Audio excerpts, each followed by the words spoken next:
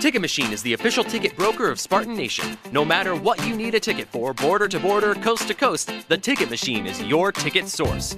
So whether you need to get into the hottest concerts, the best sporting events, you want the best seats in the house, or you just want to get in the door, when you want to go to any event that requires a ticket, anywhere, border to border, coast to coast, it's always theticketmachine.com. Theticketmachine.com, 517-655-3201. Check it out today at theticketmachine.com.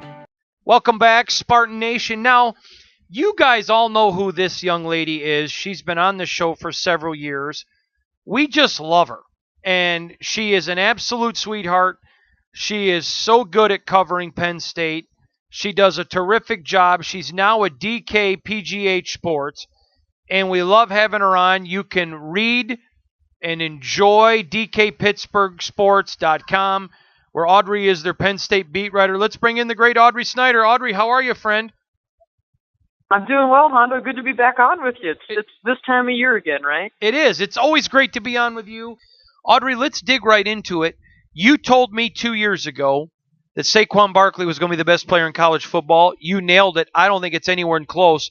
I think he is the most explosive player that I have seen in a long time. He reminds me a lot of Gale Sayers. Your thoughts on Saquon? Yeah.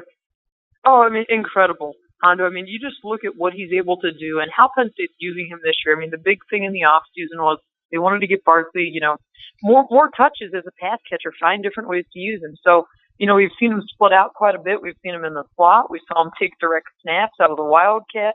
And he's also become quite the kick returner. I mean, he has 2 kick returns for touchdowns this year.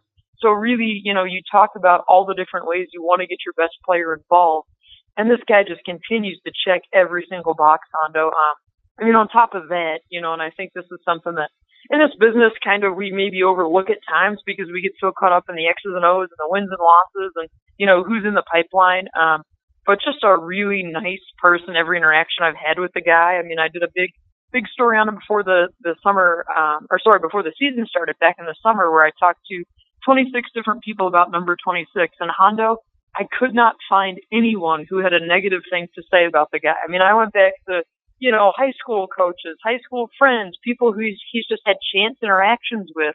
And everything about this guy just checks out. I mean, legitimate superstar in the making. But absolutely, he will be, again, your Heisman Trophy front runner despite what happened last week. I mean, he comes back with a kick return for a touchdown, so that certainly still keeps him well in that conversation. But absolutely, Michigan State fans, I'm sure, will have all eyes on 26 on Saturday. I want to share a Saquon Barkley story with you. A head coach told me, and it wasn't Mark D'Antonio, that when he was getting ready to announce his commitment to Penn State, he said he looked at his phone and he had not talked to Saquon in quite a while. His school, in his opinion, had been out of it for a while. And he said it was Saquon calling and just saying, I want to thank you for the time you put in recruiting me. I'm not going to pick your school. I'm going to make my decision later, but I just wanted to call and thank you. And the coach said, I hung up the phone and someone said, who was that? And he said, it's a Heisman Trophy winner. What do you think of that story? Yeah, I mean, it's incredible, Hondo, and there are just so many stories about it like this guy that, even you meet random fans around town in State College that have met the guy, had interactions with him, and they always leave with a positive response from him. The guy always has an ear-to-ear smile. Just one of the scenes Saturday night. I mean, this is as gut-wrenching of a loss as it gets for Penn State, and I'm down there on the sideline at the end of the game. And Barkley had every reason to be mad at his offensive line after he was getting pushed backwards most of the night. And instead, he's over there. He's the guy lifting up the offensive lineman, giving them hugs, high fives, telling them to keep their heads up. I mean, there's no need for this guy to do it. I mean, but that's just kind of another example of the type of person he is. I agree. All right, so what can Spartan fans expect from this Penn State defense? Well, it's tough to say at this point, Hondo. I mean, they were certainly exposed last week. You look at Penn State, the problems with the pass rush, that's something that popped up earlier this season, and it was magnified. I mean, you let J.T. Barrett, of course, an exceptional player in his own right, but you let any guy complete 13 consecutive passes in the fourth quarter, and you're going to have problems. And that's exactly what happened. And James Franklin will talk Tuesday afternoon, and one of the big things is starting defensive end Ryan Buckles. He was carted off in the first quarter, exited the game on crutches with his left foot in a boot. So you have to wonder, if he's going to be able to go this week.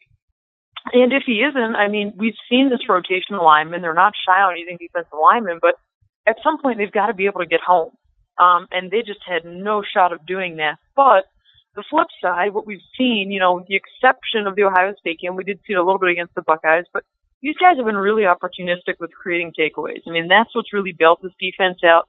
Heading into the Ohio State game, Hondo, they'd only given up 9.3 points per game. So, they're getting off the field, they're creating takeaways, which is something that, really has been a bright spot because Penn State hasn't been known for that years past. But how do they respond after just absolutely getting it taken to them in the horseshoe? I think that in itself is one of the storylines this week. All right. Offensively, a few teams have been able to sell out and stop Saquon in the running game, and that's what Michigan State's going to do. They're going to load the box and not let Saquon beat them. So if Michigan State is able to slow him down, if they can't, the game's over. But if they are able to slow him down, which a few teams have, when I say slow down, keep him under 100 yards, how does Penn State win this game? Because then at that point, Hondo, you're putting the game in Trace McSorley's hand. And, with all the RPOs, you're banking on your quarterback to make the right read and deliver the right throw. I mean, Penn State still has a lot of playmakers on the outside. Tight end Mike Gesicki has been, one of those guys that a lot of teams just don't have answers for. I mean, I don't know who does when you're a 6'6", 252-pound tight end who can jump out of the gym. I mean, there's a big mismatch to be had there. But again, you've got to get some consistency with this run game because you can't become one-dimensional, and that's where Penn State has really struggled. Their offensive line has been problematic this year, and you look at back to the Ohio State game, Hondo, the 4-minute offense. They couldn't run the clock out, they couldn't move the ball.